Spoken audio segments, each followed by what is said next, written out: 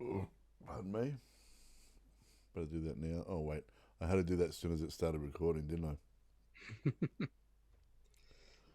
But we haven't gone live yet. Yeah, luckily. Oh, my foot. Crap.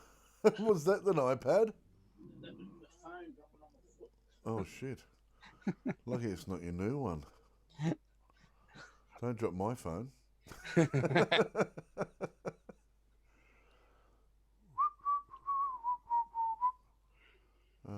What am I doing? That one. That one. I need you to come forward a little.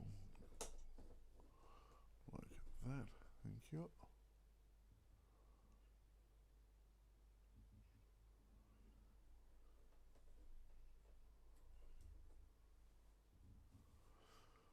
Nine years.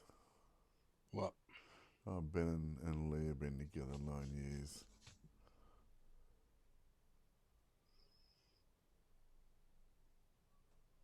Don't let him blame us.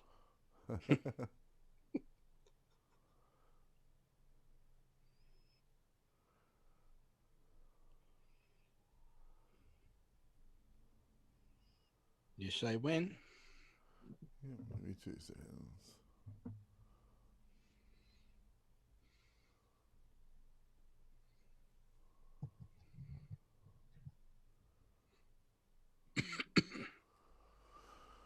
All right.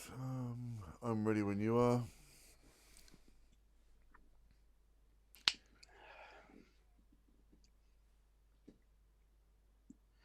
So now we go. Go live. Let me put that all the way over there. And we should be live. Let's see.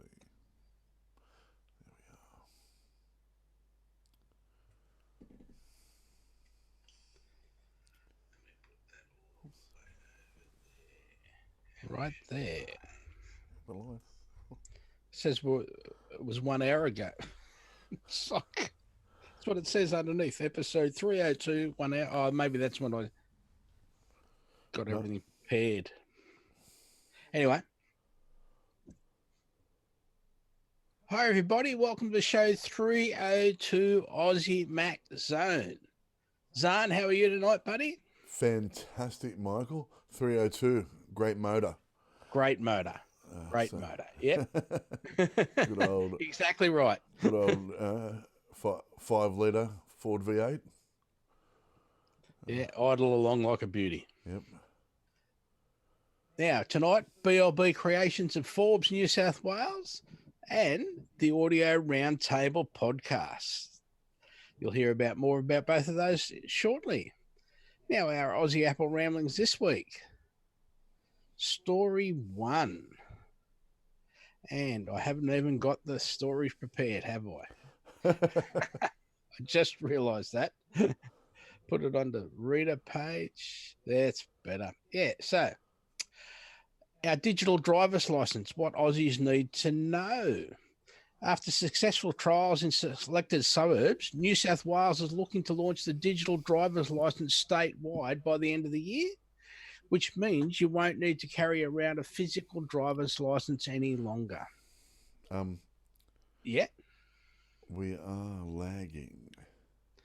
In what way? All right. Now that you've slowed down, it's caught back up. We are always. You mean looking at Facebook Live? Or? No, looking right at you, your beautiful mug. Yeah, there you go. Anyway. Go again. So, how's a digital driver license different? Aside from the obvious difference of being digital, there are a few slight variations from the physical ones we all use. The New South Wales digital driver's license, for example, is held within the New South Wales app and its design is slightly different. It's got a little, QR code on it. Yep. That the police just scan with their phone and away they go. Awesome. Where will digital driver licenses be available? South Australia was actually the first state in Australia to introduce plans for a digital driver's license. Yep. that was introduced in 2007 and is available on the MySA Gov app to anyone with a learner's permit, provisional, full or heavy vehicle licence.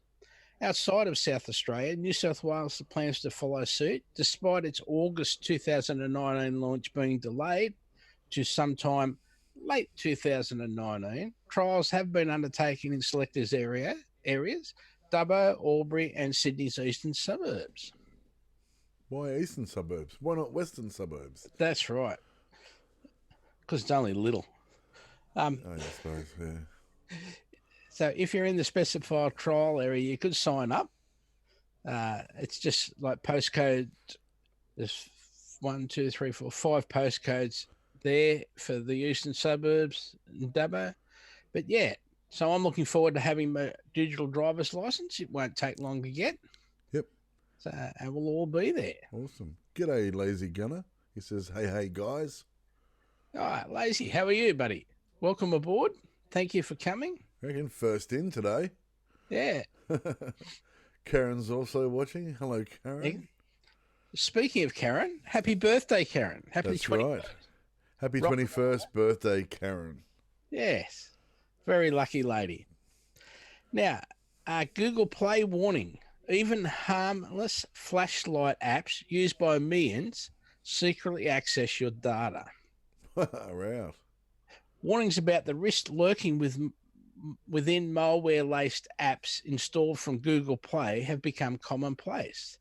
These dangers vary, of course, and while many harmful apps will focus on click and subscription fraud, there are others that will go as far as to take over a device, stealing credentials and private data.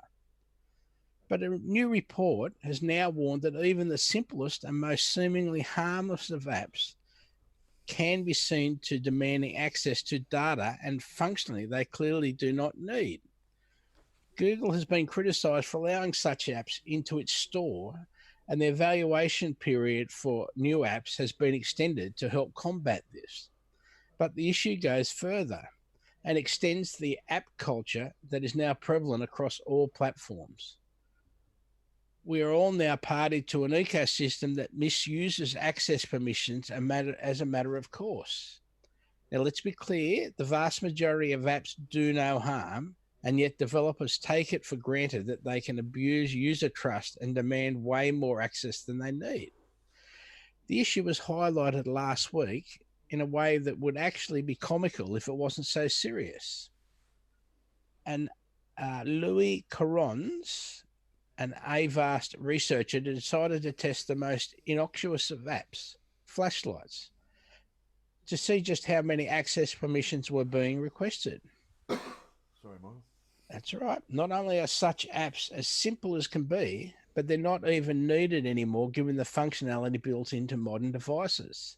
In total, Carons explained in a post, I found 937 flashlight Android applications that either once made it onto the store or are still available there. 7 of which are considered malicious or at least potentially unwanted, which means that most of these apps are clean. So what did Carons find across nearly 1,000 apps researched? Despite the permissions required to perform and advertised only as being accessed to the phone's flashlight, lock screen and internet to pull down ads, the alarming truth is that the average number of permissions requested by a flashlight app is 25. Oh, right.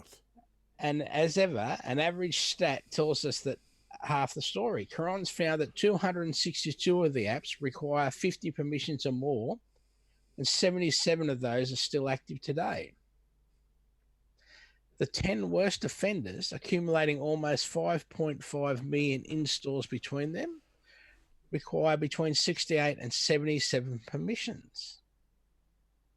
Some of those permissions include the right to record audio, requested by 77 apps, read contact lists, requested by 180 apps, or even write contacts, which 21 flashlight apps requested. Work that out. Oh. That's incredible. This takes us to the crux.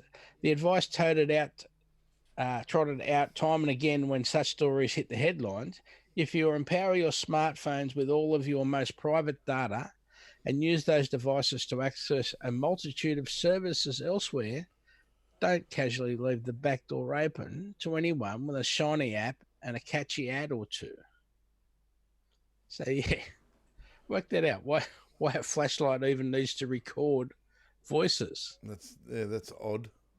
It's And is that across the Mac range? We have our own flashlight on our phone, so that wouldn't make sense.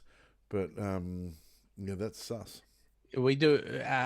Apple are renowned for doing a lot more testing of their apps. Yeah, that's true. From the start. So yeah. There's a note here that I didn't see last week. I could have been there, but it says, "Sorry, we missed you last week." We did that one. We did. All right. Yeah. My mistake. That's right. That was one of our listeners who we did catch up. We did. Oh, that's right. I remember now. Now, we did report on this a little bit, but so we've got a result now. An Ohio gamer sentenced to 15 months prison for fatal swatting case. Now, Casey Viner, 19, of North College Hill, Ohio, is also restricted from gaming activity for 2 years, U.S. District Court Judge Eric Melgren said in announcing the sentence. Now, Ohio gamer upset about a $1.50 bet while playing Call of Duty WW2 online was sentenced to 15 months prison for recruiting a prankster to make a bogus emergency call that resulted in the fatal shooting of a Kansas man by police. Oh my goodness. Now, Viner pleaded guilty in April to felony charges of conspiracy and obstruction of justice in the hope that he would not be sentenced to prison. Viner admitted trying to hide his involvement in the 2017 incident when he realized the antic had gotten someone killed. Prosecutors and defense lawyers in their plea agreement had recommended a sentence of 2 years of probation with the added condition that Viner be confined to 6 months to his home unless attending a school, work, or church. They also jointly recommended the gaming restriction. The death of 28-year-old Andrew Finch drew national attention to swatting, a form of retaliation in which someone reports a false emergency to get authorities, particularly a SWAT team, to descend on an address. So, yeah. So, what happened to the police that killed this man? Why is this bloke the only one getting in trouble? Because he's one that originated the... It was a prank call. Yeah. Okay, but then the police came but you don't know what happened. You don't know what... There's nothing about what happened when the police got there. Yeah, fair enough. But, yeah. So this was the story that we reported on earlier where someone actually did die. Yes, I remember that, and it's a very sad story. Yeah. Yeah. So he's been sentenced now. So now a reminder this week, BLB. Zarn. Yes. This week we are brought to you by BLB Creations Of Forbes? New South Wales. That's right. Just so you don't get confused with the other BLB Creations in America. Now you can find them on Facebook. Yeah. They're at the moment doing some great Halloween specials. Okay. They're also getting you ready for Christmas. With baubles. Getting ready for Christmas, but it ain't that long away when you're having something specially made. Absolutely. When it's a one-off thing, they do these fantastic baubles, stockings, and that sort of thing. So if they're one-off creations... I'll buy you a pair of stockings, I think. I'm already wearing some. They're a great little family-owned company, ran mostly by Lee. Ben helps, so they're a husband and wife team, and and she just has got a tiny little business out of Forbes, and it's delivering all over the country to these fantastic one-off gifts, and look them up on Facebook. We can't recommend them highly enough. That's right. Yep, they did our 300 show shirts. That's right. They are brilliant. I wear mine out. You wore yours yesterday. I did wear mine yesterday, yes. So, yeah. To a big family do. That's right. So I'm going to wear mine tomorrow to the school. Loud and proud I was yesterday. Yep. So, speaking of which, if somebody wants to contact us on Facebook or send an email to Michael at aussiemaxzone.com.au or just Want to send me a message on Facebook on the Aussie Max Zone page? Yeah. Just tell me what colour T-shirt we were all wearing for show 300 a couple of weeks ago. It's not hard to know. Just tell us there. If the you first don't know, one, you can always look it up. That's exactly right. And the first one to tell us the right answer can get a shirt, one of our Aussie Max Zone 300 shirts. Awesome. Yeah, so that's where we're up to. So, Zarn, you've got some stories for us this week. I do. So our gaming specials. Yes, this is exciting. So just to remind everybody, starting Friday, our time, so Friday, Apple Arcade invites you to play some extraordinary new exclusive games. So today's Monday. So on Friday, we get to play games on Apple Arcade. Yeah, does that mean midnight? I don't know yet. I don't know yet either. I'm hoping it's not midnight. I'd like it to be Friday morning when I wake up. I mean, I've got to go, to school, but still. Who needs education when you got video games? No, I'm joking. That is not how I feel. Education is very important. You go to the Apple Arcade site and you put your name down so they can tell you as soon as they're ready. That's right. And I have done that. And I've done that, yes. Yep. And so I've got I think about 11 games here that we're sort of going to run through and have a little bit of a chat about and let you know what's coming. So we've got Ballistic Baseball is number one. Yeah. From Gameloft. It's an action-packed arcade baseball game that captures the intense battle between pitcher and batter in live head-to-head multiplayer matches. So that's g'day Jamie. If that's a head-to-head multiplayer, so that means you're playing live against someone else. That's what it sounds like, doesn't it? That's great. Well, I'd like that. And we've got Cha-Cha Rocket Universe. Explodes as Sega launches the beloved Cha-Chas into a universe of strange and wonderful planets with over 100 mind-blowing puzzles. Next is Exit the Gungeon from Devolver. Devolver. Yes, Devolver. That's a great name. Players must escape a collapsing hell dungeon as increasingly perilous obstacles and opponents stand in their way. Overland from Finji is a post-apocalyptic road trip adventure. Oh, see, this is one of the first ones I read about. Yeah. And I haven't even started, I've only seen one picture of this game, and I am so interested in it. In a post-apocalyptic road trip adventure where players fight dangerous creatures, rescue stranded travelers, and scavenge for supplies to survive. Sounds a little Mad Maxy. Yeah. Which I hope it is. So I can't wait for that one. And then we got some old classics like Pac-Man Party Royale from Bandai Namco.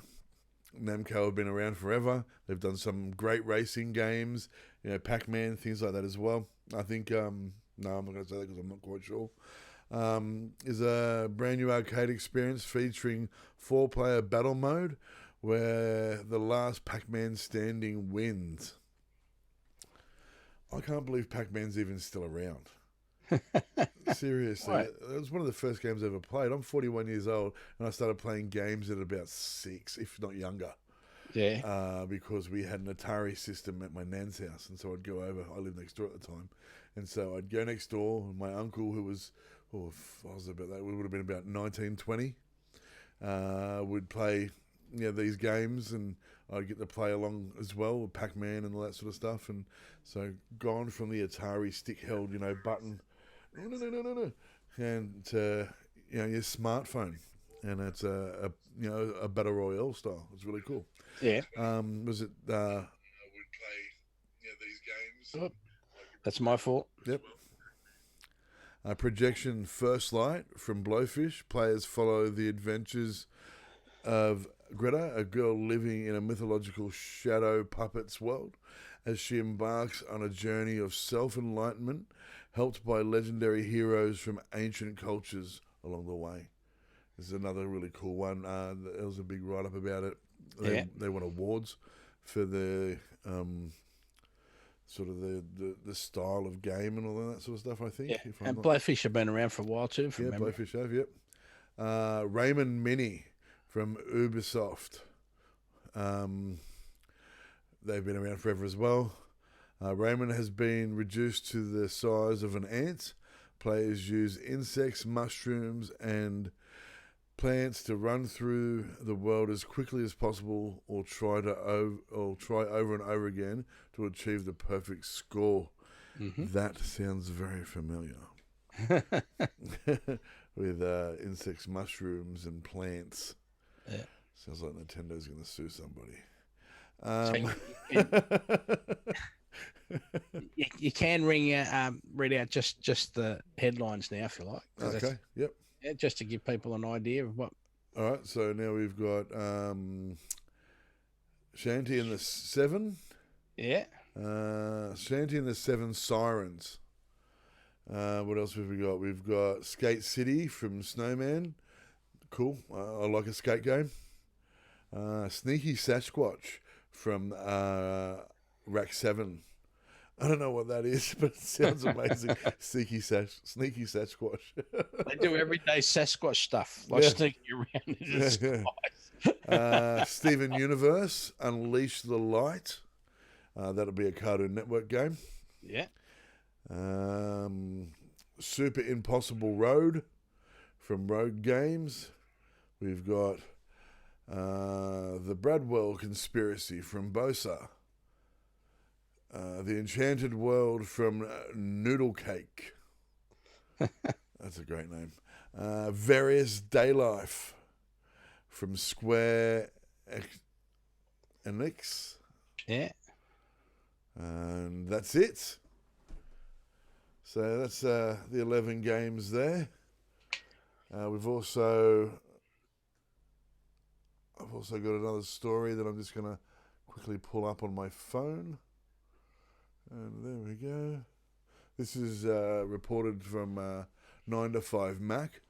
And it says, with Apple Arcade launching this month, a lot of general public attention has been drawn to the service, which will be available, this is American prices, remember people, for $4.99 per month for 1 month free trial. However, there's been some confusion about what being exclusive to Apple Arcade actually means. So Apple Arcade gives you an unlimited access to 100 plus games. So this is what it means. You're not going to get these games on Android. You're not going to get them anywhere else. You're only going to get them on your Apple devices. This is an exclusive. Available in the services with no additional purchases or in-app ads. Sorry, Michael? They're only on mobile, but you keep going, because it talks about what the difference between being exclusive and being on a console. Yes. Because they're exclusive to mobile. That's right. Available in the services with no additional purchase or in-app ads. You can play online, offline, and games are available across iPhone, iPad, Apple TV, and Mac, with family share to up to 6 people. So 6 members of your family. Yep. You can play with just 1 monthly subscription. Excuse me. So games, Apple will be adding new games to the arcade library every month. You can get a sense of what's available. So there's a teaser video on that app. However, the company has also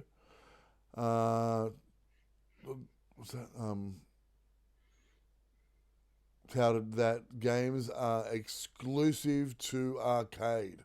This has caused some confusion as a lot of the games shown are going to be available on other platforms like...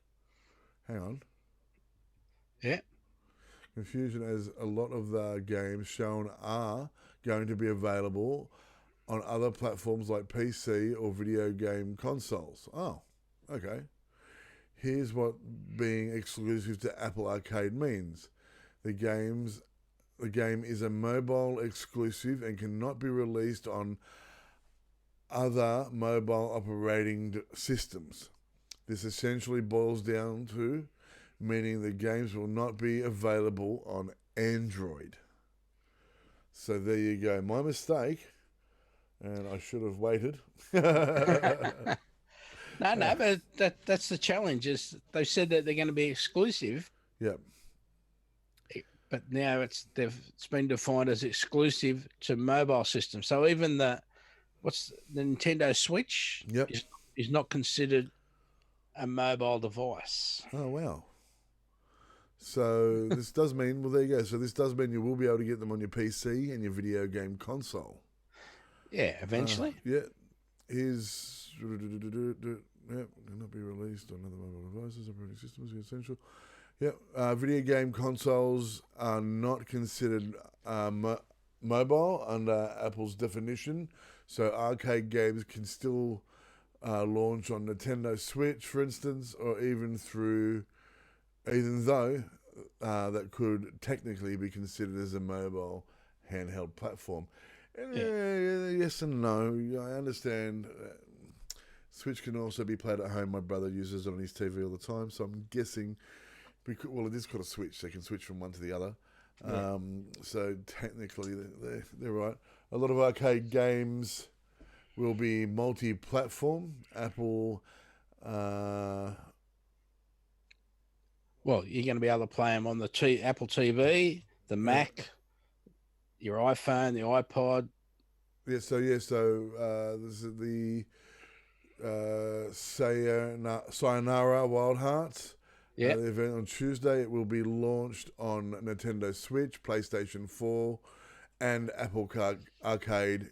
In Apple Arcade, it's part of your subscription. For the console release, the game is sold for $13. Mm-hmm.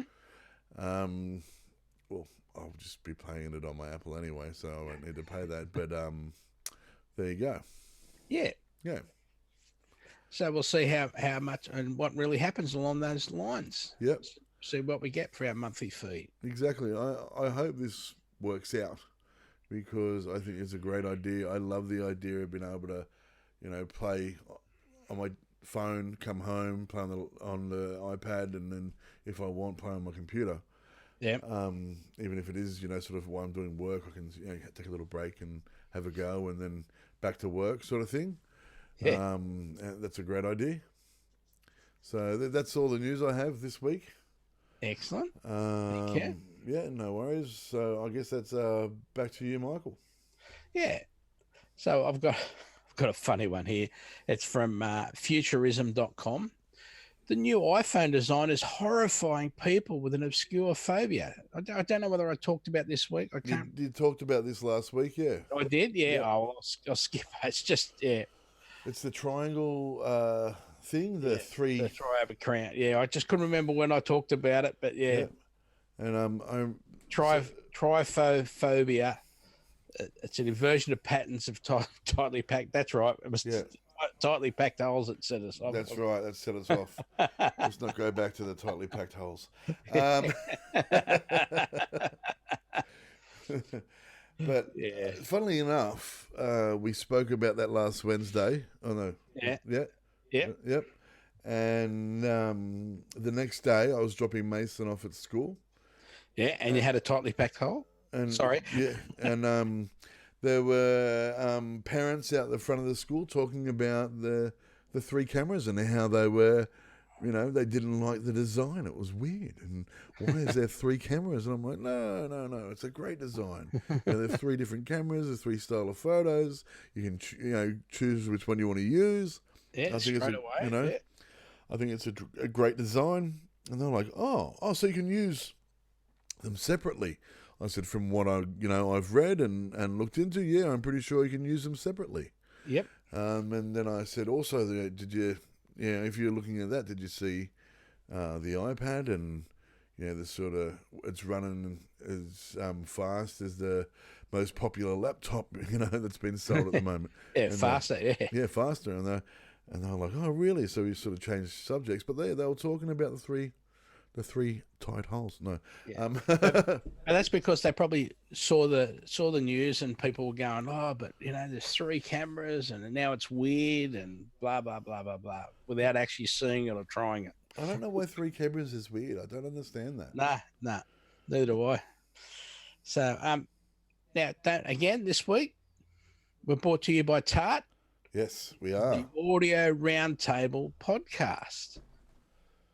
So yeah, it's part of Gas Empire, the Audio Roundtable podcast. So yeah, go to Apple Podcast, do a search for the Audio Roundtable. It's the audio round table at Apple's podcast list. So yeah, give it a go, have a listen, be advised. Now, what about this one? Where am I up to? Yeah, Telstra just nuked all of their mobile plans. Nuked? Yeah. So here we go.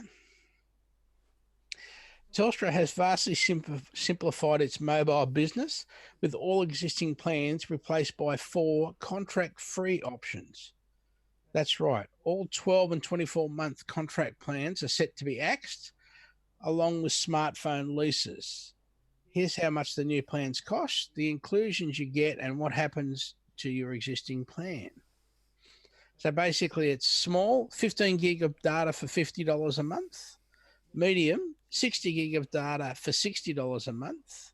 Large, 100 gig of data for $80 a month.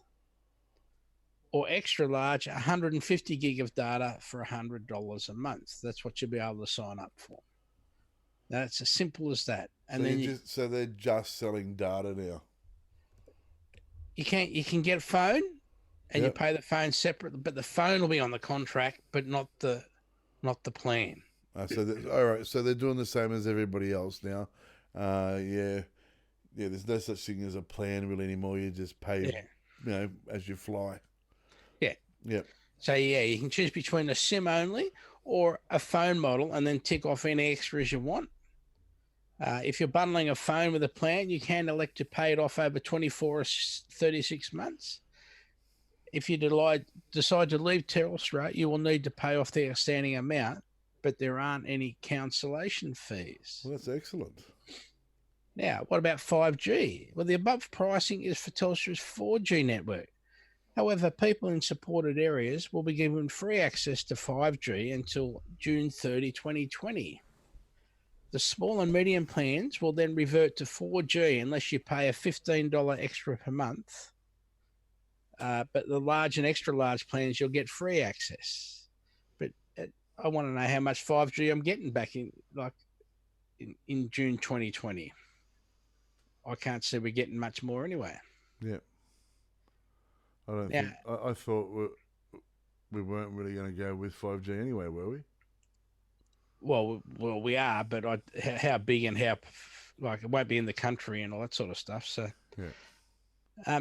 Now, should I grab one of Telstra's old plans instead? At the time of writing, it is still possible to purchase a handful of pre-existing Telstra plans on a contract. Depending on your circumstances, this might work out to be a better deal. For example, you can currently get Telstra's 90 gig 12-month plan for $69. That's significantly better than the ones listed. It also comes with 2 gig of roaming data and unlimited international and talk and text to 15 countries at no cost. So, there's a few options there for you, but basically just 4 choices. Yep. For a mobile or for SIM-only plans. And my big job tomorrow is to buy an eSIM to go with my new phone that I ordered at 10 p.m. last Friday night. So, as we were talking in the Mac store the other day. Yeah. Apple store the other day. Is that the only option you have? No, you can have eSIM or ordinary SIM. Yeah. Because the new phones will do both, of course. So Of course. But with the provider, there's only one provider. Is that right? yeah, currently, well, for app, if you're going through the Apple Store Okay. to buy it, it's only Vodafone. But there are a couple, like Beyond, for example, is an eSIM supplier. Yep. They advertise eSIMs, and so Vodafone. Yeah, you said Vodafone. Yeah, and one other which I can't remember who it was. But because I'm trying to buy it without data, that's the challenge, because I don't need any data. Yep. So we'll see what happens, and of course I'll advise you next week. Excellent. Hopefully, my plan is on Friday to hopefully pick up the phone between 8 and 8:30, bring it back here, do an unboxing video, and do a setup video, and put it up on our Aussie Mac page on Apple News. Excellent. That's the hope for plan at the moment. If you wait till the afternoon, you can do an unboxing or that, and I'm going to show you how to swindle an iPhone 10 off your father-in-law. Oh, but now I know. Yeah. Now, have you got anything else you want to talk about, Zarn? I've got one more story. I'm just trying to think. Is there anything else? I did get an iPhone. I did personally get an iPhone 11, not a Pro or a Pro Max. Yep. As I said, I've been trying to get an iPhone 10R, but because of the eSIM situation, I just hasn't enticed me that much. But now I'm definitely going that way. So, well, also, so we spoke about the 11, and we showed you the 11 last episode. Yep. And all the wonderful colours that come in. On the weekend, we seen that antique green that the phone come in on a Volkswagen. It was very nice. Yeah, Type 2. Yeah, Type 3. Type 3, was it? Sorry. Yeah. Type 3 station wagon. That's right. It was gorgeous, wasn't it? It was. It was very gorgeous. And so we seen all those wonderful colours, and Michael went with white. That's because I put my logo there. That's right. And my black and orange logo wouldn't work on green. So so I can't wait to see it. I won't be here on Friday, but I'll come over Friday afternoon afterwards and check it out. And Glenn in Queensland, he put it down, and he got a black one. Excellent. So white and black. Yeah, we're out there, mate. Talking about traditionalists.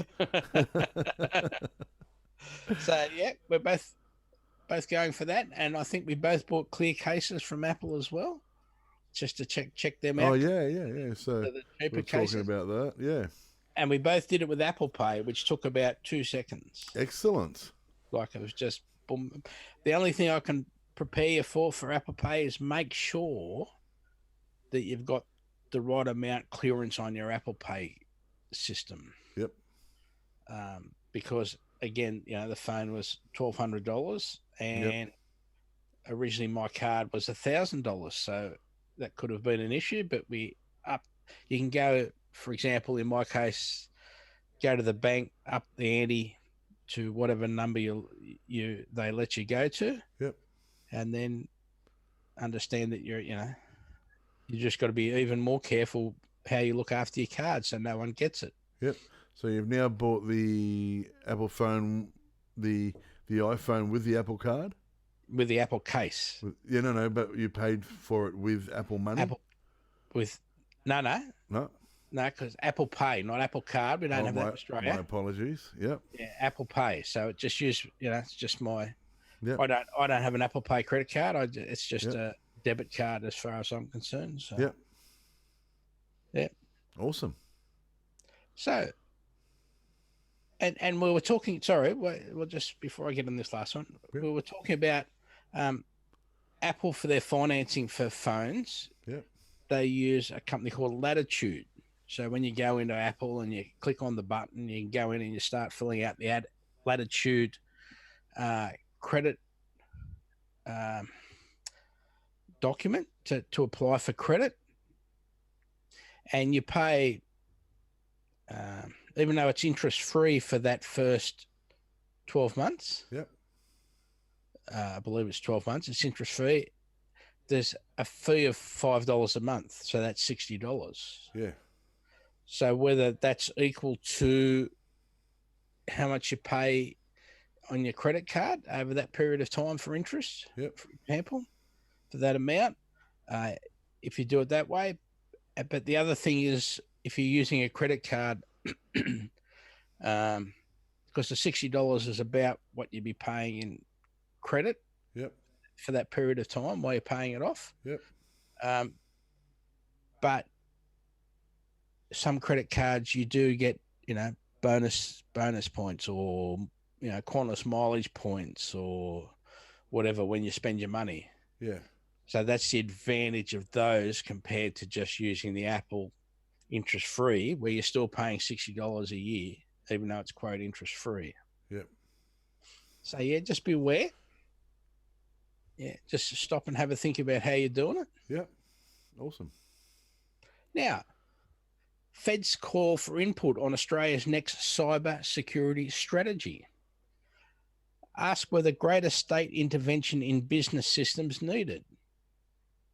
So IT News tells us the federal government has begun consulting on the development of Australia's next cyber security strategy to best position the nation to respond to a changing threat environment.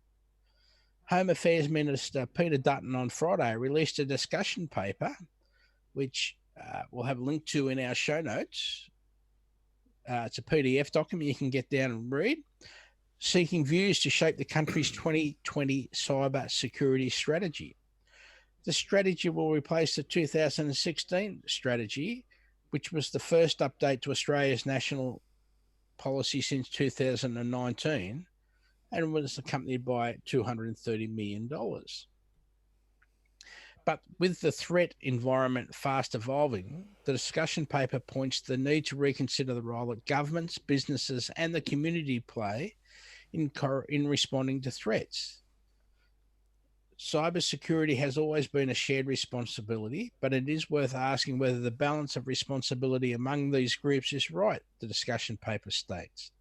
As part of this, the discussion paper also asks whether the government's role should change to offer greater assistance to Australian businesses to defend against highly sophisticated malicious actors. Now, remember, those actors might be other states, other countries trying to break into businesses' information. So, just be aware that, they might be trying to read BHP's email to work out how much BHP is going to pay is willing to pay for a mine somewhere, so that they can buy it for $10 more, and they're in front, aren't they? Yep. So just be aware. It can be other countries trying to get our information. Yep. The government currently uses its cybersecurity capabilities within a legislative framework that was established before the internet became a foundational element of our economy, and without a modern perspective on how malicious cyber activity crosses traditional geographic borders. Maintaining the confidence of the Australian community is the first priority when considering how and when government should use its cybersecurity capabilities. The government is particularly concerned about crucial infrastructure such as energy, water, telecommunications, and transport. And we've seen how without, and I'm not talking any cybersecurity problem here, even when the wind's blowing a gale and Sydney Airport closes for like 2 days. Yeah. Like the whole place went to crap. Yeah. So, it's already moved to shore up these industries through new legislation. Last year aimed at securing around 165 high-risk critical infrastructure assets. Now, the new strategy strategy, which Dutton said would build on foundations established through the 2016 strategy, will be developed with input from industry, research partners, and community groups. Strong collaboration and partnerships are vital to ensure this strategy is well positioned to tackle the cybersecurity challenges we face as a nation, he said. He said a panel of cyber security experts would also be appointed in coming weeks to guide the development and implementation of the strategy. So don't forget, submissions for the discussion paper will close on November 1. So yeah, I think it's worth a read. Yeah, And absolutely. you might have a comment for yourself. You might say, well, yeah, how can I guarantee the banks are going to look after me? Yep, absolutely. Like the banks are depending on cyber stuff. They're reducing because it's becoming quite a cashless society. Yep. They're reducing ATMs at a great rate. Banks even. Like they're closing down banks and, Yep. because you can do everything online. Yes. Instead of 3 ATM machines in Westfield at North Sydney, there might, pick anywhere, Miranda or whatever. Yep. There might be one. Yep. Because people don't need it. So there you go. That's right. That's where we're at. So yeah. Now our show promotion. Show notes link each week on the show upload. The link being aussiemaxzone.com.au/AMZ302 this week. There you'll see the last 6 notes. Spotify, just do a search for Aussie Max Zone. Apple News, you got Aussie Max Zone. Don't forget, you click on that and you click on the heart as a favourite. And hopefully, all things being equal, on Friday, I'll have an unboxing and setting up of the new iPhone 11 in Australia. Woohoo. So thanks to our sponsors, this week being ATH Web Hosting and BLB Creations. Yeah, sorry, sponsored not being ATH. Yeah, sorry. BLB Creations of Forbes, New South Wales, and the Audio Roundtable. And more importantly, our supporters, you are our listeners, the most important people. Absolutely. So, Zarn, over to you. Thank you, Michael. Thank you, watchers. Thank you, listeners. Thank you, sponsors. And remember, an apple a day keeps the androids away. See you later, guys.